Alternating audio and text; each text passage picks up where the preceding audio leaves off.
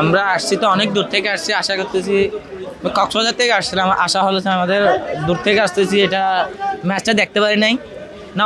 আসার সময় ওয়েদারটা খারাপ ছিল, এটা যেন খেলা দেখতে আসছে মূল কারণ হচ্ছে যে বাংলাদেশ টিম মানে ম্যাচ জিতবে, খেললে তো অবশ্যই জিতবে, এটা আমাদের কনফিডেন্সটা বেশি ছিল, এই জন্য দেখতে আসা আর কি।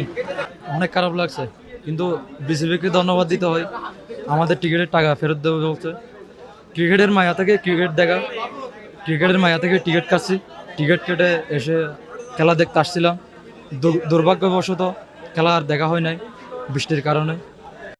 ক্রিকেটের টাকাটা পাবো, একটু খুশি লাগবে। খেলা দেখতে পারলে কি ভালো লাগবে? খেলা দেখতে পারলে অবশ্যই ভালো লাগতো।